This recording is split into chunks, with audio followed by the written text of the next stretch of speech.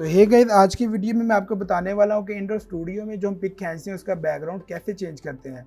तो यहाँ पे मैंने सबसे पहले अपना स्किन रिटच और हेयर वर्क कर लिया है। तो आप भी सबसे पहले अपना हेयर वर्क और स्किन रिटच कर लें। तो इसके बाद यहाँ पे हम अब देखते हैं हमारे बैकग्राउंड में ये जो हम लाइट स्टूडियो में लगाते हैं ये आ रही है। तो इसे हम ख़त्म कर लेते हैं। यहाँ पे आके मैंने ये सिलेक्शन से कंट्रोल जे किया है और एक लेयर बन गई है। तो इसे मैंने जस्ट इसके ऊपर जाके लगा दिया है। तो ये होगा जब मैं बैकग्राउंड मिक्स करूँगा तो ये सेम हो जाएगा। तो इसी तरह ये थोड़ा सा ये भी है, इसे भी इस तरह मैंने ख़त्म कर दिया है। तो अगर तो आप अडोब फोटोशॉप 20 या 2021 यूज़ करते हैं तो आपके पास ये सिलेक्ट सब्जेक्ट का ऑप्शन होगा। तो ये सिलेक्ट सब्जेक्ट आप यहाँ पे जाके जस्ट सिलेक्ट सब्जेक्ट पे क्लिक करें तो ये आपका ऑब्जेक्ट सिलेक्ट हो जाएगा। इससे क्या होगा कि आपका जो ऑब्जेक्ट होगा खुद ऑटोमेटिक अडोब खुद ही सिलेक्ट कर देगा, आपको सिलेक्शन करने की ज़रूरत नहीं पड़ेगी।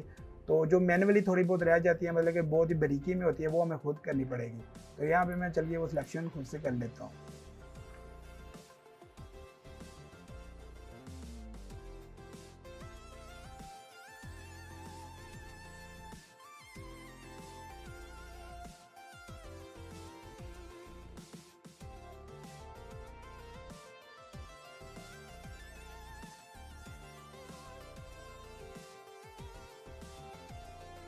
तो सिलेक्शन करने के बाद आपने सबसे पहले फीदर लगाना है। फीदर लगाने से ये होगा कि जो हमारी सिलेक्शन जो ख़राब होती है, जो हमें नहीं पता, वो स्मूथ हो जाती है।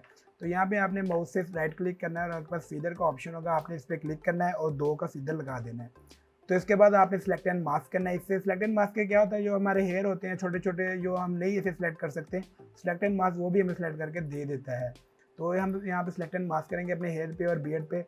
तो अगर आपके बैकग्राउंड में कोई भी स्मोक वगैरह हो या कोई भी ऐसी चीज़ हो जो बहुत छोटी छोटी हो, जो सिलेक्ट ना हो सके, वो आप इसे कर सकते हैं बहुत ही ईजी तरीके से।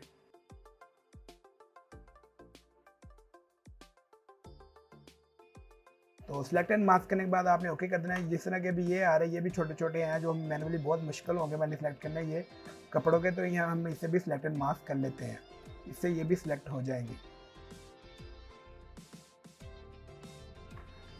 तो ये करने के बाद ओके किया। अब सबसे पहले आप मेन प्रोसेस हमारा यहाँ से शुरू होता है। तो यहाँ पे आपने एक लेयर बना ली है कंट्रोल जे से। यहाँ पे देख सकते हैं मैंने बैकग्राउंड में कंट्रोल जे से एक लेयर बनाई है, लेयर 1। तो मैंने लेयर 1 के दरमियान में कंट्रोल प्रेस करके रखना है और दरमियान में क्लिक करना है, जिससे आपकी सिलेक्शन वापस आ जाएगी। तो अभी एक लेयर बनी है, अभी हमारी हो गई ऑब्जेक्ट लेयर। आप देख सकते हैं इसमें हमारा ऑब्जेक्ट नज़र आ रहा है। तो अभी हम एक बनाएंगे बैकग्राउंड के लिए। तो मैं दोबारा वापस बैकग्राउंड पे आया हूँ, सिलेक्ट इन्वर्स किया है सिलेक्शन को और कंट्रोल जे किया है। तो ये हमारे पास एक बैकग्राउंड की लेयर आ गई है। तो इस बैकग्राउंड की लेयर को हमने करना है मिक्स, जिससे हमारा बैकग्राउंड गंदा हुआ है सारा एक प्लेन स्मूथ हो जाएगा। तो यहाँ पे आपने मिक्सचर ब्रश टूल की ओपेसिटी को फुल कर लेना है, मतलब 70-80 तक, और आपने अपने बैकग्राउंड को क्लीन करना है। क्लीन करने से क्या होगा कि जो हम नया बैकग्राउंड हम इस पर ला के लगाएंगे वो बिल्कुल ओरिजिनल लगेगा, ज़रा भी फेक मालूम नहीं होगा और बहुत ही स्मूथ तरीके से लगेगा। तो आपने इसको स्मूथ कर लेना है बिल्कुल अच्छे से, जिस तरह मैं कर रहा हूँ।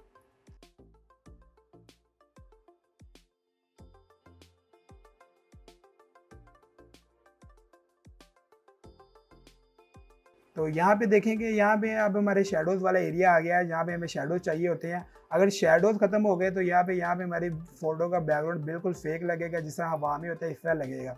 तो यहाँ पे आपने शेडोज़ को बहुत अच्छे तरीके से मैनेज करना है ताकि हमारे शेडोज़ ना ख़राब हो। अभी ये जो पाँव के पास शेडोज़ हैं या इसके नीचे हैं, इनको आपने कभी भी ख़त्म नहीं करना। अगर आप ये ख़त्म कर देंगे तो पिक का सारा मज़ा ख़राब हो जाएगा, बैकग्राउंड शेडोज़ सारे ख़त्म हो जाएंगे। तो आप जो भी बैकग्राउंड लगाएंगे वो फेक लगेगा। तो आपने यहाँ पे बिल्कुल ध्यान से फेरना है, आपने बिल्कुल इसके नीचे कभी भी इस तरह नहीं फेरना है। इस तरह आप फेरेंगे तो सारा ये ख़राब हो जाएगा बैकग्राउंड। आपने इससे थोड़ा सा दूर रखना है। मैं आपको दिखा देता हूँ, अभी मैं थोड़ा सा इधर से कर लूँ।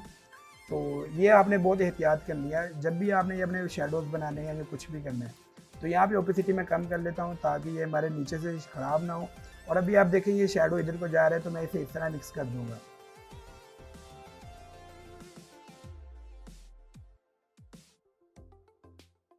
तो आप देखें इसके नीचे ये जो हमारा शेडो नज़र आ रहा है, इसके आपने बिल्कुल ब्रश को छोटा कर लेना है, पाँव के नीचे ना जाने दें, जिससे हमारा शेडो ख़राब होगा। यहाँ पे आप बिल्कुल साथ साथ इसके फेरते रहें।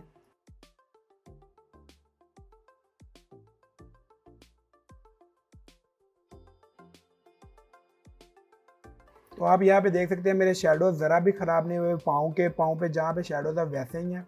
आपने भी बिल्कुल ध्यान से फेरना है ताकि शैडोज़ ना ख़राब हो, क्योंकि अगर शैडोज़ ख़राब हो जाएंगे तो जो भी आप बैकग्राउंड लगाएंगे वो बैकग्राउंड ज़रा भी अच्छा नहीं लगेगा, वो फेक लगेगा जिस तरह काट के लगाया होता है। ये इससे क्या होगा कि आप जो भी इसके बैकग्राउंड पेस्ट करेंगे वो बैकग्राउंड इस तरह लगेगा जिस तरह ये रियल ही है, ये बंदा इसी पे खड़ा है।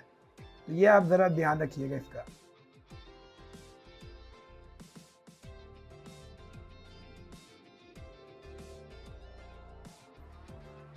तो यहाँ पे आप देख सकते हैं हमने अपने बैकग्राउंड का बहुत ही अच्छे से साफ़ कर लिया है और ये बहुत ही एक अच्छी लुक दे रहा है। तो यहाँ पे देख सकते हैं नीचे ब्लू कलर है, ऊपर ग्रे सा कलर है।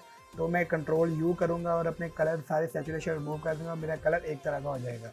तो अगर आपके बैकग्राउंड में भी 2-3 कलर आ रहे हो या डिफरेंट कलर आ रहे हो तो आप कंट्रोल यू करके वो रिमूव कर लें ताकि जब आप बैकग्राउंड लगाएं वो एक कलर का रहे। तो अब आपकी बारी है बैकग्राउंड लगाने की। तो बैकग्राउंड आपने सबसे पहले कोई अच्छा सा चूज़ कर लेना है। तो यहाँ पे ये वाला बैकग्राउंड मुझे अच्छा लग रहा है, तो यहाँ पे मैं इसे ला के इसे लगाऊंगा।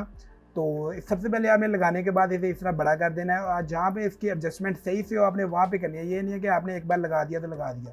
जहाँ पे इसकी एडजस्टमेंट सबसे अच्छी से लग रही हो आप इसे वहाँ पे रखें। तो इसके बाद आप इसे सॉफ्ट लाइट पे कर दें। तो सॉफ्ट लाइट पे करने के बाद आप इसकी ओपेसिटी लो कर दें।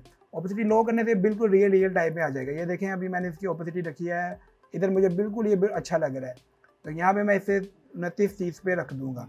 तो इसके बाद आप इसकी एडजस्टमेंट देख लें, अगर एडजस्टमेंट ठीक से हो गई है तो ठीक है, नहीं तो इसकी एडजस्टमेंट चेंज कर दें।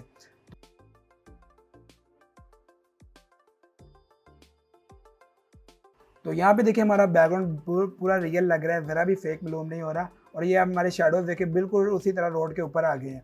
तो अभी ये जो हमारा ये हिस्सा है ये ज़्यादा वाइट है, तो मैं इसे ब्रश टूल से थोड़ा सा ब्लैक कर दूंगा।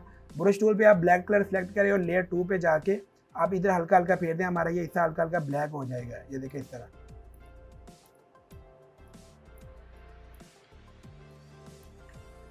तो ये थोड़ा सा फट गया है, तो हम इसे लेयर 2 पे जाके दोबारा थोड़ा सा मिक्स कर देंगे ताकि ये जो थोड़ा सा फट गया ये ठीक हो जाए।